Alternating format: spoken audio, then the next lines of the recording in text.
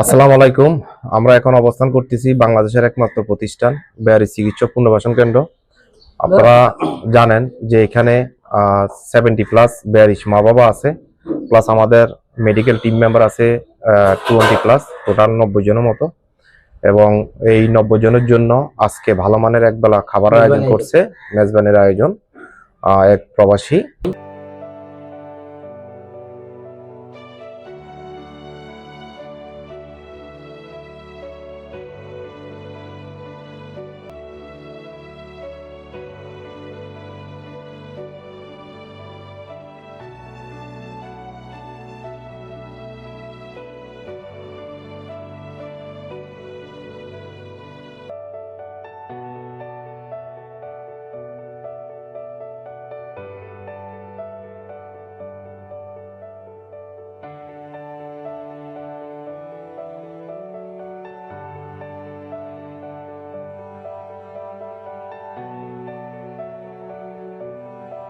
উনি আজকে আমাদের এবার মা বাবা এবং মেডিকেল টিম মেম্বার যারা আছে তাদের জন্য একবেলা খাবারের আয়োজন করছে।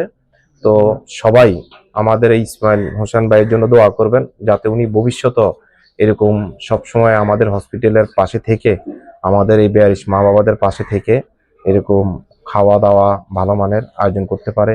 কারণ আপনারা জানেন যে এখানে যে বেয়ারিশ মা বাবাগুলো আছে, এরা রাস্তা পৌঁছে গেলে থাকা মানুষজন, মা বাবা, তাদেরকে তারা যে বলবে মুখে যে আমার এটা খাইতে ইচ্ছা করে, এটা খাবো, এরকম তাদের বলার মতন কোনো ক্ষমতা নাই।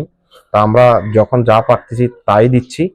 এবং এই হসপিটালটি পরিচালনা করার জন্য আমাদের প্রতি মাসে 5 লক্ষ টাকা প্রয়োজন, 75,000 টাকা ভাড়া, 1.5 লক্ষ টাকা খাওয়া খরচ যায়, 15টা মিটারে 30,000 টাকা যায়, গ্যাস বিল 15,000 টাকা লাগে, স্টাফের স্যালারি আছে 1,70,000 টাকা মতো। আসলে যে পরিমাণ আমাদের স্টাফ আছে, তাদেরকে যেটা আমরা দিচ্ছি এটা আসলে দেওয়ার মতো নয়। তো ওদের মানে তাদের পারিশ্রমিক হারে আমরা দিতে পারি না। তারপর আমরা যতটুকু আমাদের সাধ্যে আছে, আমাদের যে লিডার মানবিক শকত ভাই এবং আমাদের শুভাকাঙ্ক্ষী যারা আছে সবাই মিলে আমরা দিয়ে যাচ্ছি।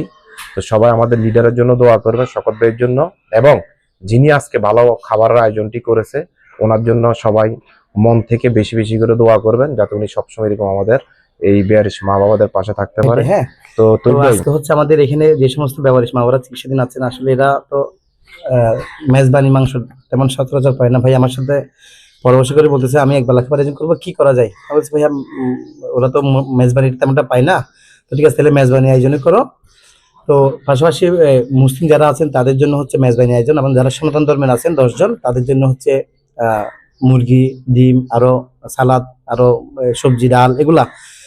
তো ভাইয়াকে আমি অন্তর থেকে ধন্যবাদ জানাচ্ছি। আচ্ছা, আর একটা কথা, উনি হচ্ছে একটা 4 পাউন্ডের একটা কেক অর্ডার দিচ্ছেন আমাদের হাসপাতালের জন্য। কেকটা আসতেছে, এটা হচ্ছে সন্ধ্যার নাস্তা। প্রতিটা বেয়ারিশ মানুষকে 1 পিস করে কেকও দেওয়া হবে ভাইয়ার পক্ষ থেকে। তো আসলে জানি না ভাইয়া কি উদ্দেশ্যে, কি জন্য এই আয়োজনটা করছেন, তবে আমরা মন থেকে দোয়া করি ভাইয়া যে উদ্দেশ্যে করো না কেন, আল্লাহ যেন ওনার এই উদ্দেশ্যটা পূরণ করেন, এবং ভাইয়ের জন্য আরো বেশি বেশি মানবিক কাজ করতে পারে। আমরা মন থেকে সবাই দোয়া করি, সবাই ভাইয়ের জন্য দোয়া করবেন। ধন্যবাদ দাদা। আবারও ধন্যবাদ জানাচ্ছি মঞ্জু ভাইকে। দেখেন, যিনি প্রবাসে থেকেও এই বেয়ারিশ মা বাবাদের কথা চিন্তা করে, ভাবে, লালন করে, ধারণ করে।